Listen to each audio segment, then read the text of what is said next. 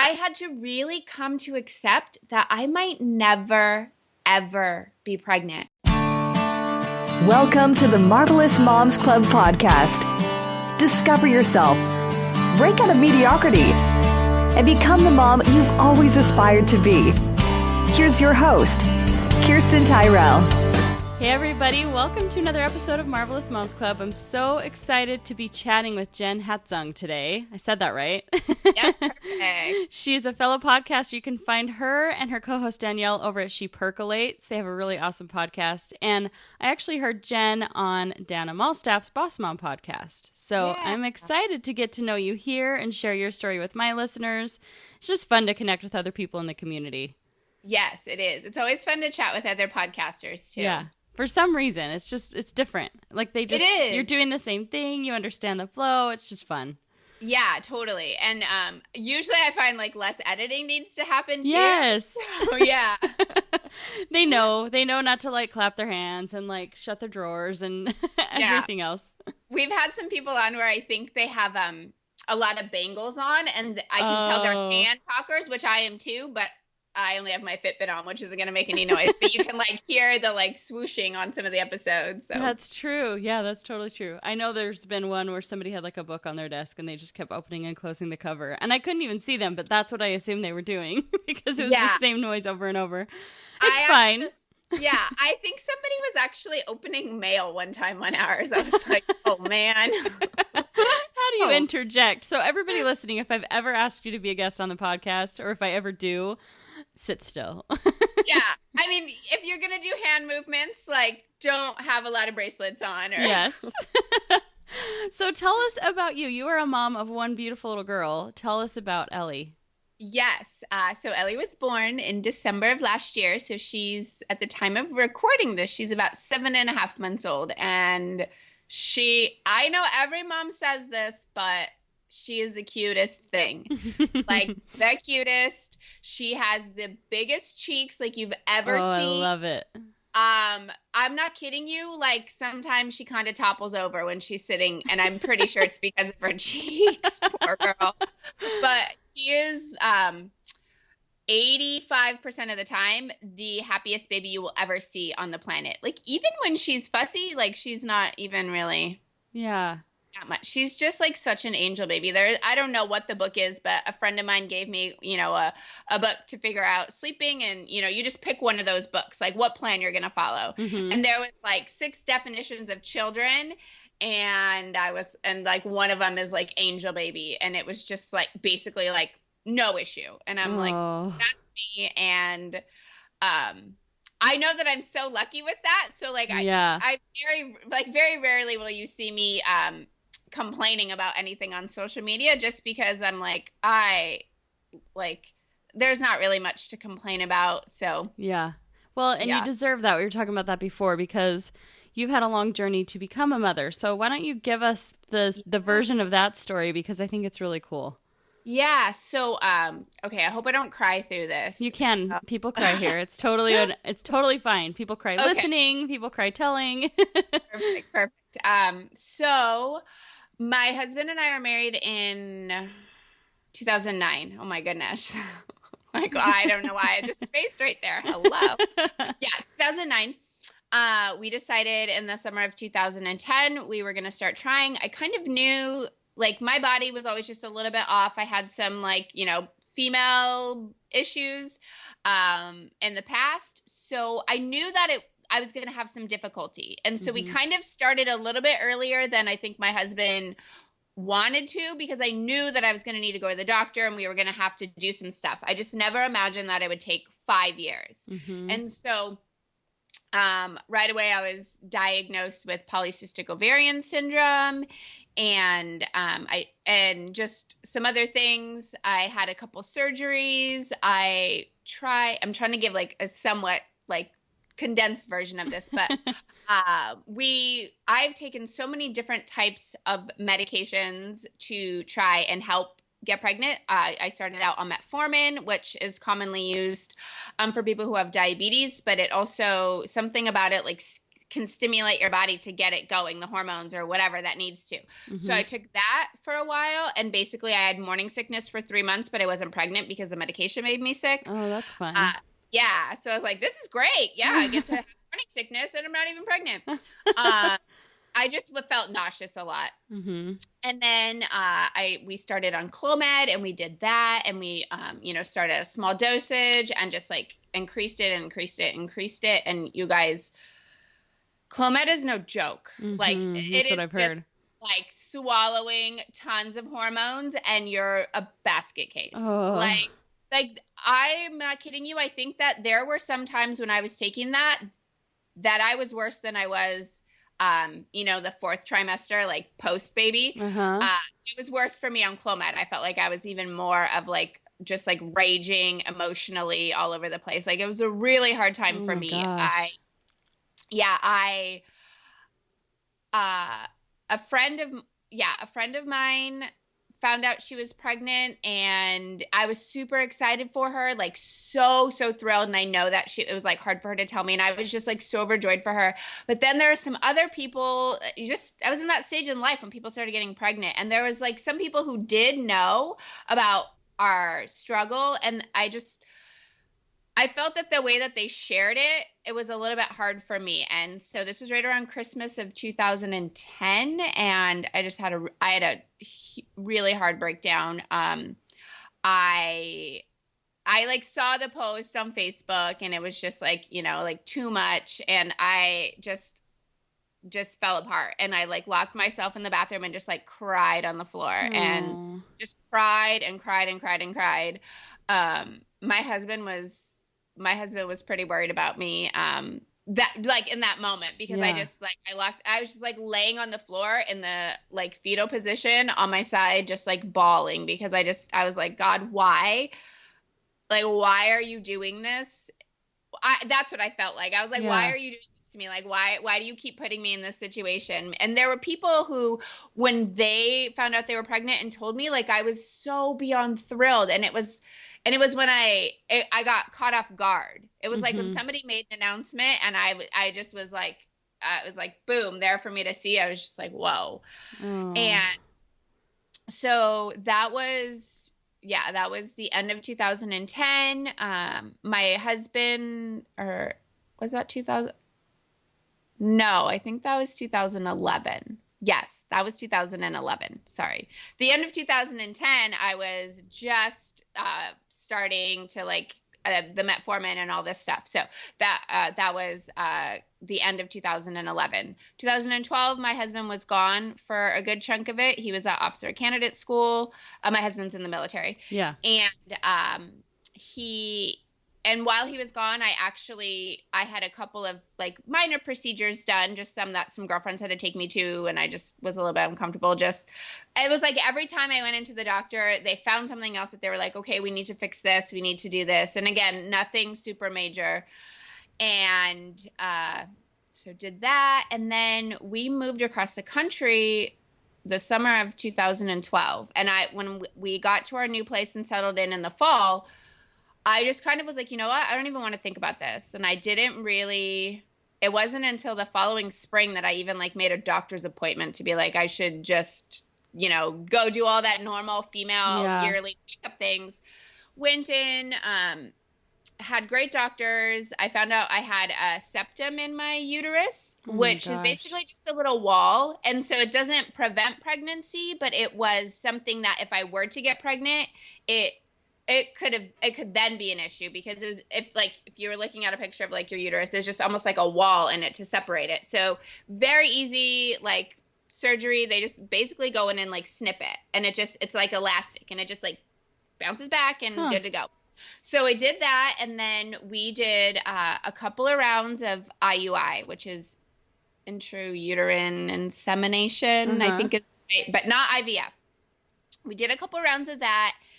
And the doctors were just like so positive that it was going to work. Everything was good. Every time we would go, you have to like monitor everything, and they would go in, the follicles were growing. My husband would have to give me a shot in my behind like 36 hours before we went in, which is something you never imagine your husband's going to have. like brings you a whole new level of closeness. And like me being type A, I'm like, okay, you need to do this right. Do you have it? He has to like, it's like when you see on the doctor show where they have these little glass bottles and they have the like syringe and he's taking it out. And I'm type A and I hate needles, but I have to watch. So like I go and get my blood taken and I'm like, okay guys, I'm going to be nervous. I might even like tear up a little bit, but I'm going to watch you do it because I'm a freak show like that. I need to watch what I like do not like. So do all of that. We did a couple of rounds and none of them worked.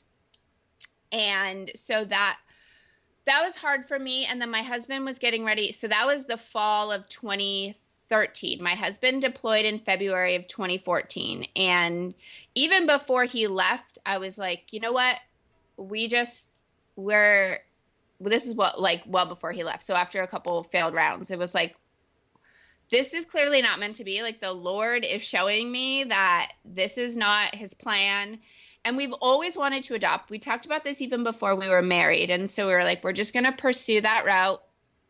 And a big part of that, I feel like, is the money for that. And so my husband was going to be deployed almost all of 2014. And so we were just going to buckle down and save all the extra cash. I was working. I had 2 contracted / retainer jobs that I was working while he was gone. So I was working like 40 to 50 hours a week. So it was just like, save all this money. And I was like, this is God being like, here, this is the beauty. Like, this is the positive of your husband being gone for 9 months. Like, you guys are going to save up all this money. And so, like I said, even before he left, we were like, this is what we're doing. When he gets back, we would have the money to really pursue that. We found a consulting agency that was going to help us, and we paid and did all that. And while he was gone, I had really, really hard thoughts and conversations with some of my girlfriends, especially one here who also went through infertility and managed to get pregnant after they had done IUIs and IVF and everything. So like me, just magically it happened eventually. But I had to really come to accept that I might never, ever be pregnant. Like and that was okay for me. What wasn't okay for me was the thought that like I felt like an inadequate wife because I couldn't provide my husband with a baby that was like the perfect mix of him and I. And that sounds a little bit crazy. And like, I never thought like, oh, I'm like not a good human. But it was something that it was like, it hurt my heart to be like, I can't do this. And it's not like he ever was like, oh, I want you to give us a baby. It was just, I knew that I couldn't. And that was just really hard for me, really, really hard for me. And I had to really accept that I might be the teeny tiny small percentage of people who, when they can't get pregnant on their own, they can't also get pregnant with, with medical help. And so I really struggled with that and had to work through that. And I should say too that through this time, and then especially 2012 when I was, after my on the floor, like asking God why moment and my husband being gone, like both of these scenarios like really brought me closer to God. Like it was in those situations, I think you can run away. I think that can be when you can say why and say like, okay, you clearly don't love me, or this, like this is bad. I don't love you, saying to God, like, I don't love you anymore. But it was like, it brought me closer to him. It was like, I knew that if I didn't cling to him, I was not going to get through it at all. Like I was that if I was that bad with just kind of being in his presence, like I was going to be a just rock bottom mess if I just like walked away from him and said, you know what, I don't want to do this anymore. So it really brought me closer to God. And I think that even before I ever got pregnant, like I had always said, like, if anything, like this is why, like, this is why, this is part of my story. Yeah. Because it's such a, for lack of better words, it's such an easy way to just kind of say, like, you know what? No, you're not great. You're not good because look at what you're doing to me, and walk away. And that wasn't the case for me. It really taught me to be like, even still, he is good. Mm-hmm. And so my husband deployed for all of 2014. He got home in November.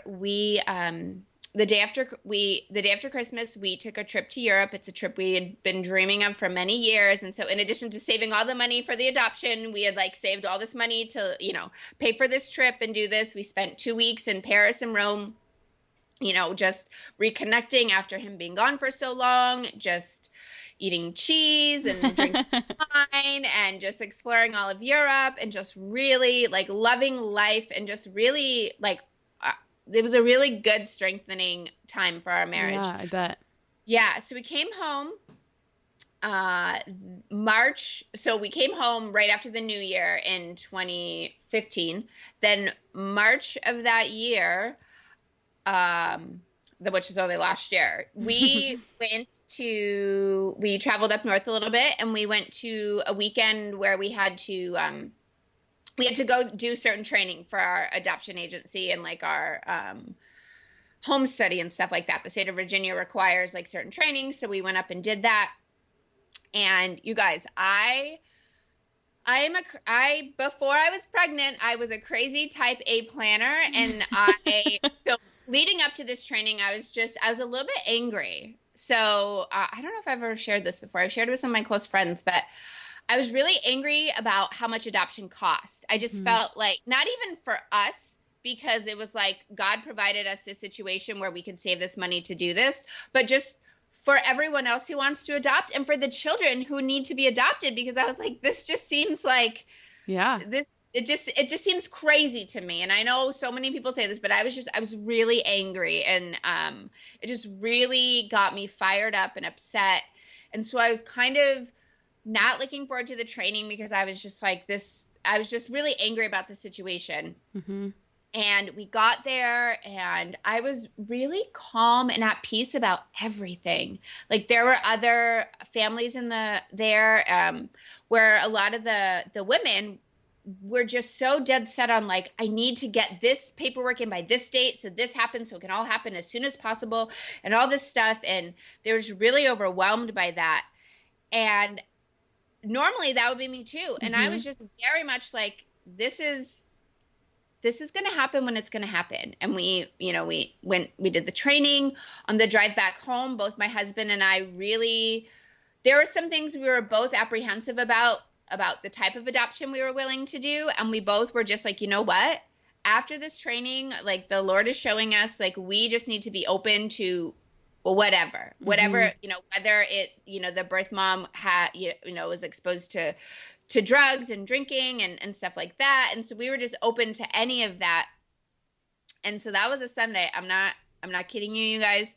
The following Sunday, I took a pregnancy test because the whole week before that, like, I was having all these crazy symptoms, and I took a pregnancy test early that Sunday morning. It was the 22nd, I believe, because I think it was my parents' anniversary. And I took it. This is the only time in my entire life that I took a pregnancy test expecting it to be negative. Like I took it so I could call my doctor on Monday and be like, I have all these weird symptoms, like I'm pregnant, but I'm not. So obviously my body is doing something crazy.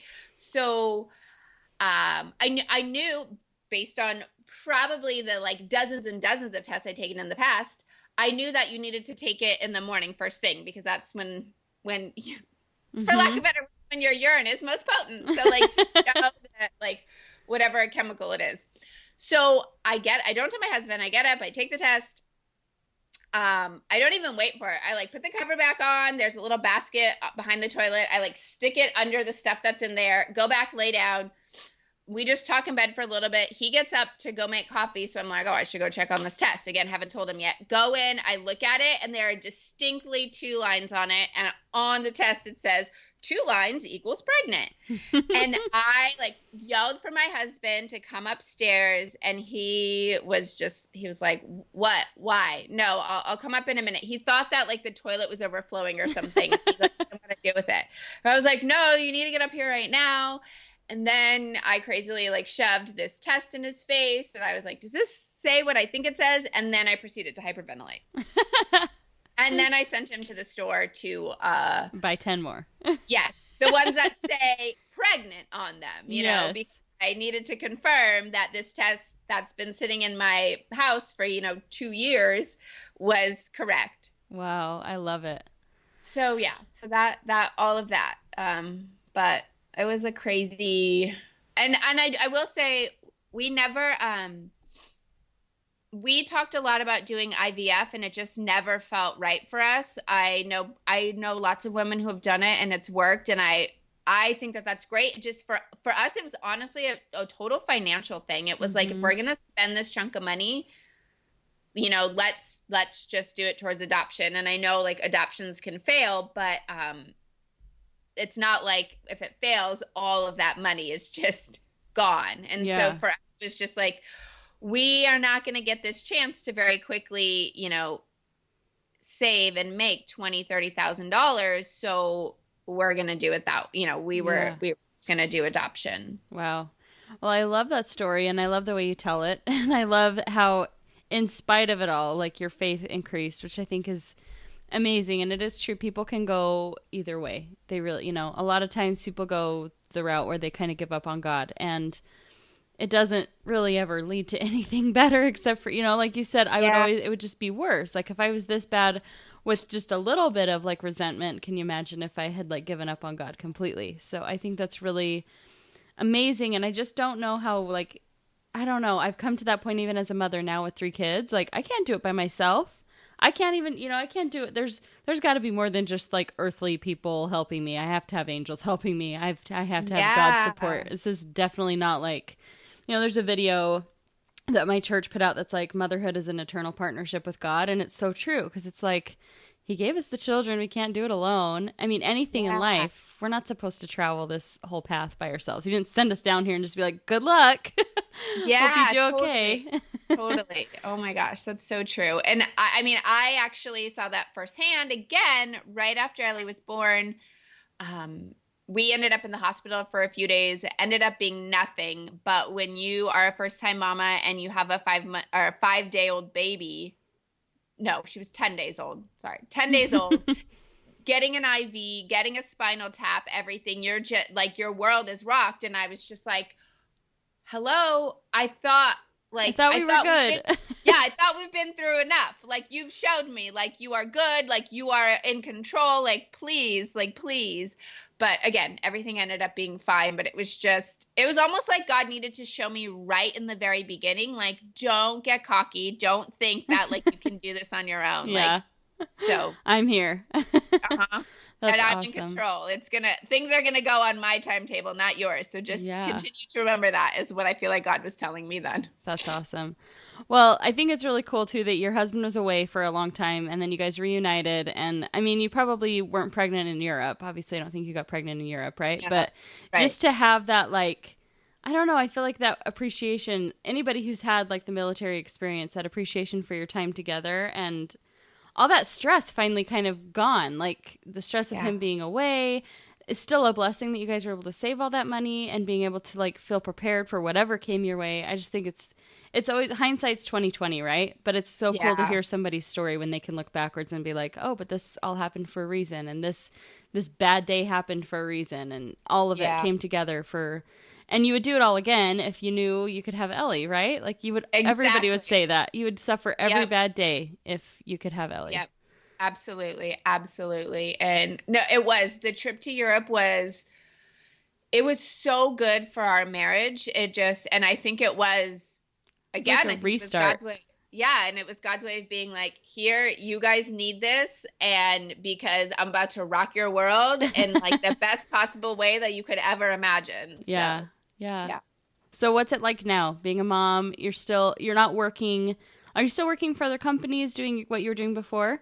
I'm not. I was doing social media for 2 other companies, and one I actually stopped right after my husband got back at the end of 2014 because I knew we were going to be doing this adoption. Mm-hmm. Well, I thought, and I knew that was going to take a lot of time, and there was no way that I was going to be able to work both jobs, which ended up being about 50 hours a week, and be a good wife and be, have a life and have friends and stuff like that. So Yeah. I left one job soon after he came back.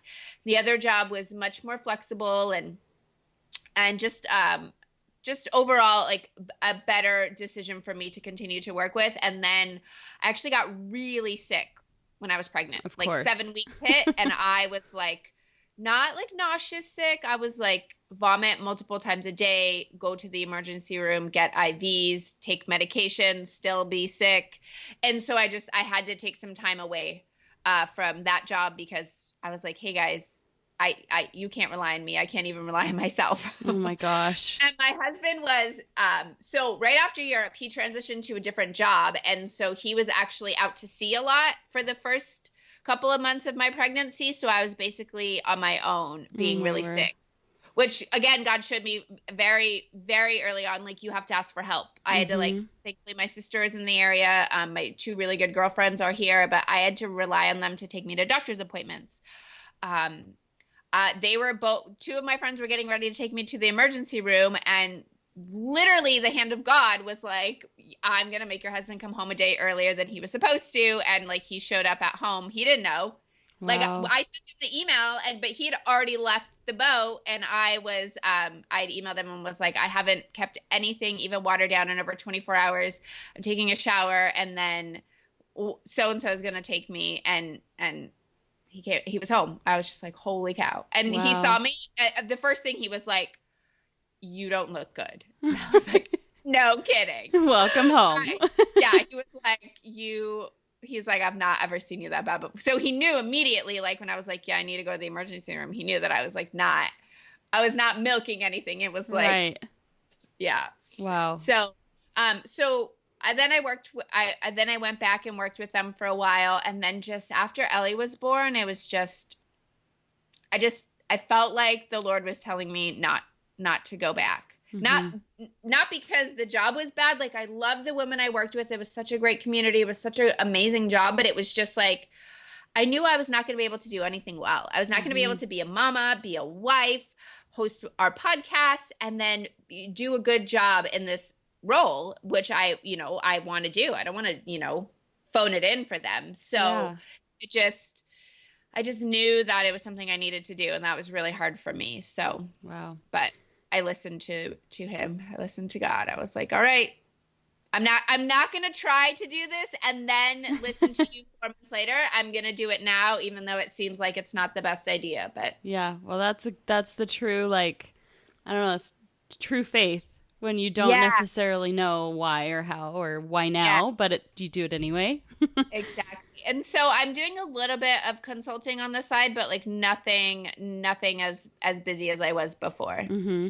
So tell me about your day in the life now that you have a little baby, and I mean, you're not working as much, but now you have She Percolates podcast. So tell everybody about that and how that started. Yeah. So, I don't know if funnily is a word, but we'll make it one. The podcast launched in February of 2015, and in March of 2015 is when I found out I was pregnant, like awesome. 6 weeks later. So good timing. Yeah, I also say that was God's way of being like, I knew I would have never started the podcast if I already knew I was pregnant, because I would have been like, how am I supposed to do all this? And so it was like, the podcast started and then that happened. But summer of 2014, I met Danielle and we just clicked and things just happened, and we were like, and I wanted to start a podcast, and I was like, I'm not sure I'm ready to do one on my own. And we talked about the common thing that we kept talking about was like how we felt we weren't successful, even though we knew we were, because it felt like, maybe societal definition or what you think of as success, like it never felt like we had that. And we were like, if we feel this way, other women must be too. And when we would talk about it with our other girlfriends, it was kind of the same thing. And so that's how we started She Percolates, where we interview a different woman each week on what their definition of success is. And the idea is to show women that it is different for every single woman. Like there is no cookie cutter definition, and your own definition will change, 6 months down the road. The moment like something in life changes, your definition changes. So that's so true. Yeah, so that, and then and then on Fridays we have a coffee talk where we just pick a topic and chat. So the idea is either if you are chatting with us at the coffee shop, this is what we talk about, or my favorite way to explain it is like if you were to be eavesdropping on some gals at the coffee shop, these are the things we're talking about. Sometimes it's business related, sometimes it's life related, sometimes we're just talking about Taylor Swift or the Gilmore Girls, just Awesome. a good mix of things. So cool. and so then a day in the life. We could talk about today's day in the life where nothing has gone according to plan. My baby is sleeping in her crib, sick. She didn't get to go to the sitters, and the batteries on my headphones went out as you were calling me, and my computer was being slow, and one of those days. yeah, that's kind of it. But so on Wednesdays, my sister watches Ellie.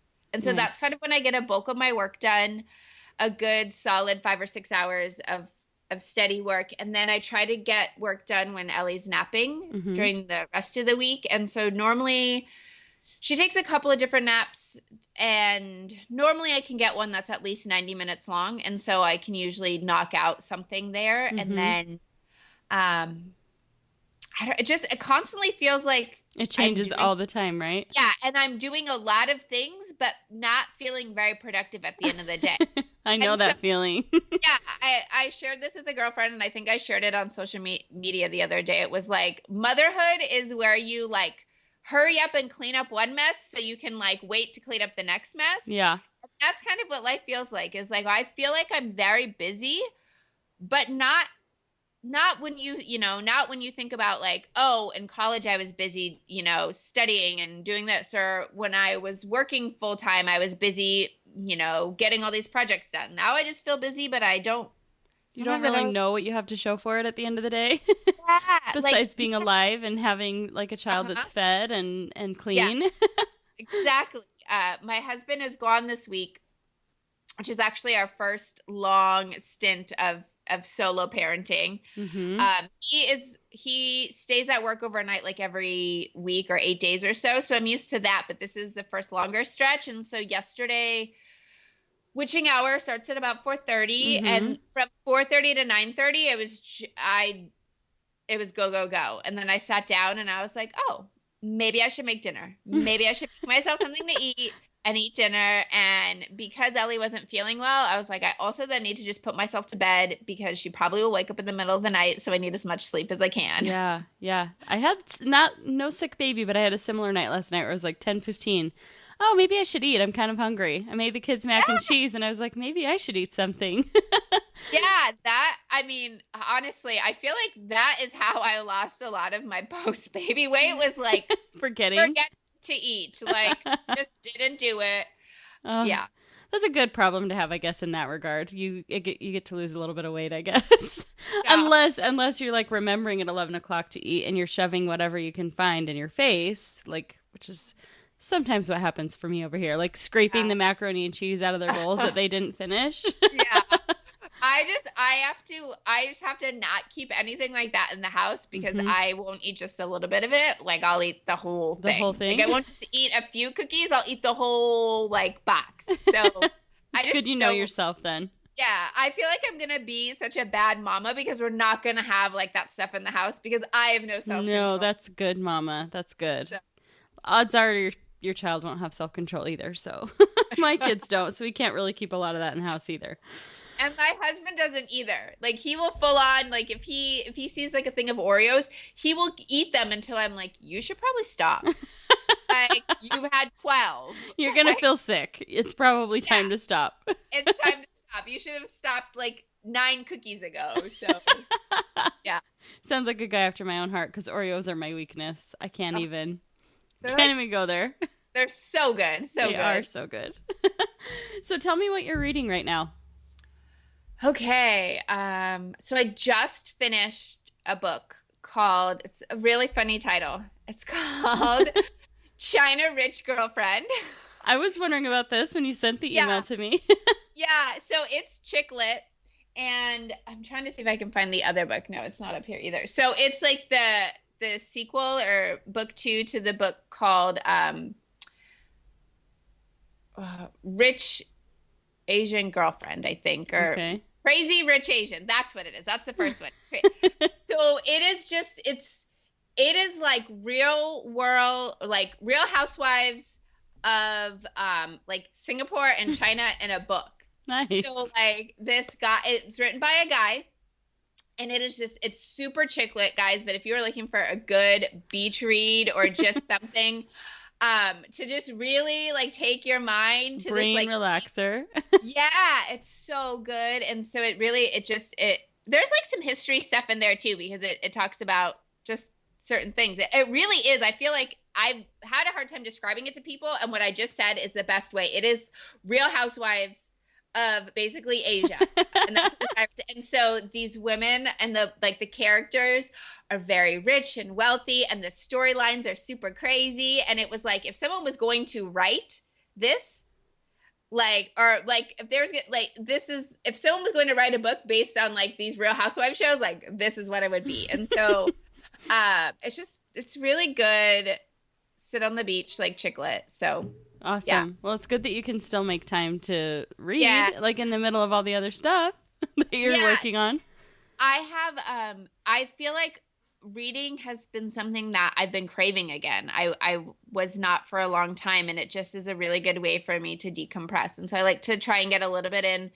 I like to make sure I get up just a little bit early enough to sip a cup of coffee and read for 20 minutes before Ellie gets up if I can. And before that, I've also I read Wild and Free by Jess Connolly and Haley Morgan, which is so good, and Rising Strong by Brene Brown, which I have not finished because I'm a weirdo and I have to read a few chapters. That's how I am with Brene Brown. Yeah. I totally, that resonated with me when I read your email. I'm like, when I first started one of her books, I was like, okay, what?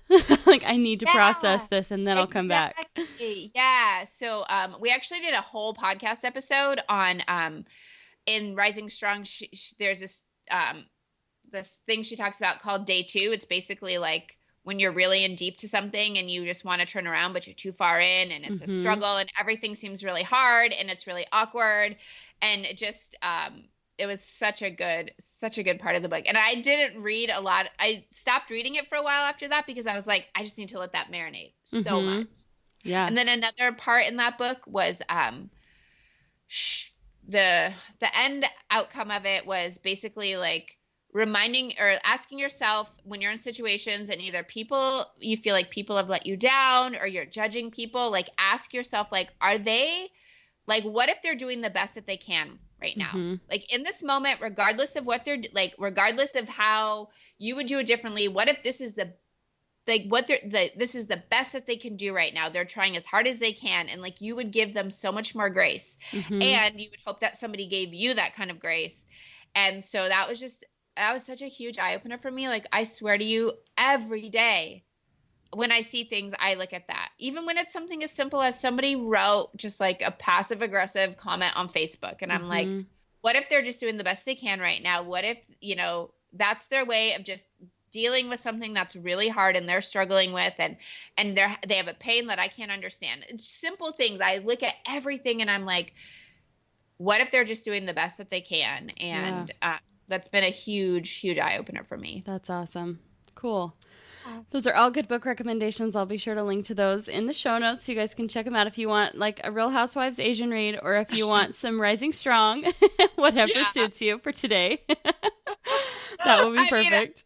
I have them both on the bookshelf next to each other, like the juxtaposition of the two. Like, yeah. A little bit of something for both parts of your brain, right? Exactly. Cool. Okay, and then final question. What makes you a marvelous mom?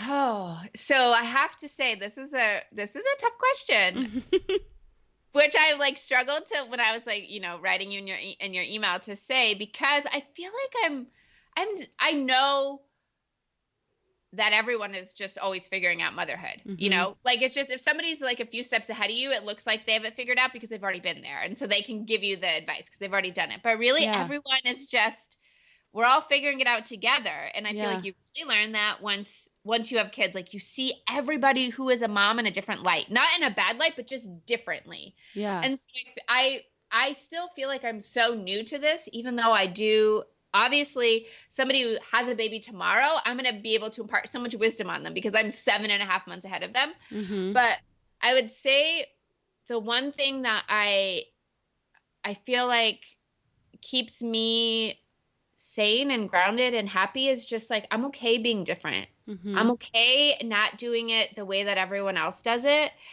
And so I had this realization the other day, and I don't think that I've actually told anyone, like not even my close girlfriends. I don't even think I've told my husband yet, but I feel like a lot of times you hear about the mom guilt for the moms who are working, and they have the mom guilt of not, because they are not staying home with their kids, or they don't get to see their kids as much. I realized for me, I guess, and I wouldn't even call this mom guilt, but I have felt guilty because I don't have this strong urge desire to be like working like a crazy person, which the past me, the old me would, and the old me probably would, part of me would be because that's what I felt like I was supposed to do. And so in this world where I feel like all the time where I feel like sometimes we do new moms and women in general a disservice to say like, you can do all these things. Like you can stay at home with your kids, and you can have all these side projects, and you can, have all these Pinterest worthy parties, and you can do all these things, and you can have all these side hustles. I'm like, I don't want to do 7 things right now. Like, I just want to be a mama. And I feel like the Lord has said, I have given your family everything it needs for you to function, 1, on 1 income, and 2, for you to just be with Ellie right now. And so I felt a lot of guilt for a while because I was like, I'm a capable person. Like, I should be able to like have all these side hustles. And I was like, you know what? I don't want to. Yeah. And I don't feel like I hear that as often as I hear like, which again, isn't to dismiss that mom guilt, but like, I felt like mine was very different. And so I feel guilty that I can stay home and like, and again, that requires like some sacrifices, we've changed some things, but like the Lord has said, like, here, like, I can't show you any other way, like everything is good. Like, you need to enjoy this time. And so I feel like that's what makes me a marvelous mom, is realizing that now versus looking back on it, 3-4 years from now when Ellie's in preschool and going into kindergarten and being like, man, I wish I would have, spent more time just me and her and not trying to do all these things. And someone we had on our show who's a good friend of mine, Kim from Daisy Faye Designs, she said she was one of our very first interviews, and she said, like, I can do all of this when her son is in school full time. And then my best friend, who was also on the show, had the same message, and it just that just resonated with me still. Like, both of those episodes were like early last year, and I remind myself of that all the time. Like, I can do, if I'm meant to have some crazy successful business, it doesn't have to happen tomorrow. Right. It can happen, 4 years from now. It can happen 15 years from now. So like, I should just focus on what the Lord is giving me right now and saying like, this is where I want you. Like, stop fighting it. This is what you wanted. This is where you are. And like, just enjoy it. I love that. Beautiful message. I feel like we need to hear that more often, actually. I feel like in the word like mompreneur, a lot of times the emphasis is actually more on like the entrepreneur side, who's also a mom, instead of I'm a full-time mom who also happens to do something else. Like, there's just not enough emphasis on the joy that comes from the mom part of that. It's always like, I'm a mom, but also look what I can do. It's instead of like, I can do this, but I can also have the self-discipline to be a mom, like, and shave some of that off of my plate and just focus on my children. Like, that's rare. I don't feel like that's happening as often. And it, like you said, it's not to dismiss the people who are rocking it and doing it all. I mean, that's hard. It really is. But it is sometimes can be harder to give up the things that make you feel accomplished day to day for the things that you might not feel accomplished for 20 years. Yeah. Well, and I honestly, when I really get down in that and just start to like, have a pity party for myself, I remind myself that like, I am shaping this little girl to be a member of society in, I mean, even now, but in 5 years and in 20 years. And so that is a huge thing, that is really big. Like, a lot of us, I think, regardless of your beliefs and everything, just kind of what is going on in the world today, it's scary. And I feel like it's up to us to raise our children to say, like, let's be more compassionate, let's be more empathetic, let's be more loving, and let's just, again, go back to what Brene Brown said, just like remind yourself that people are doing the best they can every day. And so I remind myself that, like, it's my job to teach her that. It's my job to show her those things. Like, I would rather be known for that than be known for like anything I can do on the internet in 50 years now. So that's so true. Yeah, you're very right. Well, thank you, Jen. You've been fabulous to talk to. I've loved hearing your story into motherhood and how you're doing motherhood right now and your perspective on it. I just think you're wonderful. So thanks for spending time with me today. Thank you so much for having me. It was so much fun chatting with you. Yay. And to the rest of you guys listening, have a marvelous day, and we'll see you on the next episode. Are you interested in the idea of starting your own podcast? I can tell you exactly how to do it step by step in 7 days. That's right, 7 days to a podcast. Go check it out right now at passiveimpact.com to get started on your very own podcast.